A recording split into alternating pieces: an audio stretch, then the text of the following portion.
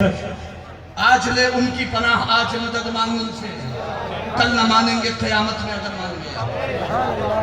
وَلَقَدْ يَسَّرْنَا الْقُرْآنَ لِلذِّكْرِ فَهَلْ مِن مُدَّكِرٍ، سورۃ القمر آیت نمبر 17، 22، 32، 40، 4 جگہ سورۃ القمر میں یہ آیت ریپیٹ ہوئی ہے۔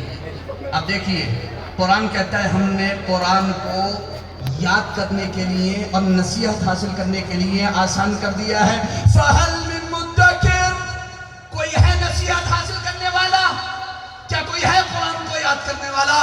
تڑپ کے کیوں نہیں کہتے اے رب کریم ہم ہیں نصیحت حاصل کرنے والے، ہم ہیں یاد کرنے والے؟ کیا بات ہے، بے شک ایک بار بھی آپ نے نہیں کہا کہ ہم ہیں یاد کرنے والے۔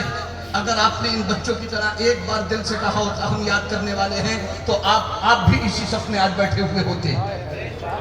آپ بھی انہیں کے ساتھ آج پگڑی باندھے بیٹھے ہوئے تھے جن کے سینے میں اللہ نے قرآن کو محفوظ کر دیا۔ انہوں نے ایک بار کہا اے ماں باپ ہمیں اجازت دو، ہم اپنے رب سے دعا کرنا چاہتے ہیں کہ ہمیں حافظ قرآن بنا دے۔ اللہ نے انہیں حافظ قرآن بنا دیا۔ آپ بھی ایک بار کہو نا کہ ہم یاد کرنا چاہتے ہیں۔ یسرنا القرآن، قرآن کو آسان کر دیا۔ کیا سمجھ لیا؟ قرآن اتنا آسان ہے کہ تمہیں عربی زبان کی بھی ضرورت نہیں، صرف کسی کا ترجمہ اور ٹرانسلیشن مکتبہ شاملہ سے، اسلام 360 سے، اسلام من سے، یہ اپلیکیشن جو وہابیوں نے اہل حدیثوں نے بنائی ہے، آپ اس پہ کھڑے ہو کر کے ترجمہ جان کر کے سب کچھ جان لو گے کیا؟ پورا دین جان لو گے؟ آپ کو عالم ہونے کی ضرورت نہیں۔ نوجوانوں کے دماغوں میں یہ ڈیسیز پیدا کر دی گئی ہے، ان کے دماغوں میں یہ زہر گھول دیا گیا ہے کہ تمہیں عالموں کی ضرورت نہیں ہے۔ میں تم سے پوچھنا چاہتا ہوں صرف جو یہ کہتا ہے کہ ہمیں عالم کی ضرورت نہیں، کیا وہ خود عالم ہے؟ کیا وہ خود قرآن کا ترجمہ کر سکتا ہے؟ اگر وہ قرآن کا ترجمہ خود نہیں کر سکتا ہے تو وہ عالم نہیں۔ پھر جس ترجمے کو وہ پڑھ رہا ہے وہ کس کا ترجمہ ہے؟ عالم کا کہ جاہل کا؟ اگر جاہل کا ترجمہ ہے تو میں کہوں گا کہ تم عالم کو تو فالو نہیں کر رہے ہو، جاہل کو فالو کر رہے ہو۔ اور اگر تم کہو گے کہ عالم کا ترجمہ ہے تو پھر میں کہوں گا کہ تمہیں آ کر کے کان میں کس نے بتایا کہ اس والے عالم کو فالو کرنا، اس والے عالم کو فالو نہ کرنا؟ تم تو کہہ رہے تھے ہم غیر مقلد ہیں، ہم کسی کی تقلید نہیں کرتے، ہم کسی کے پیچھے نہیں چلتے، ہم کسی کو فالو نہیں کرتے۔ قرآن کا ترجمہ تم کو بتا رہا ہے تمہاری حقیقت کیا ہے۔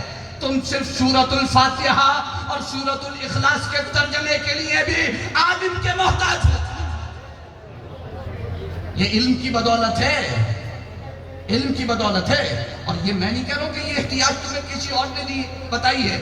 فَاسْأَلُوا أَهْلَ الذِّكْرِ إِن كُنتُمْ لَا تَعْلَمُونَ، قرآن میں 2 جگہ کہا ہے اگر نہیں جانتے ہو تو علم والوں سے پوچھو، والوں سے پوچھو۔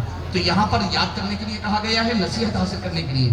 بس صرف اتنا بتانا چاہتا ہوں، آیت 17 کے بعد قوم عاد کا ذکر ہے، آیت 22 کے بعد قوم سمود کا ذکر ہے، آیت 32 کے بعد قوم لوط کا ذکر ہے، آیت 40 کے بعد آل فرعون کا ذکر ہے۔ اور ان سب سرکش قوموں پر خطرناک سزاؤں اور عذاب کا ذکر ہے۔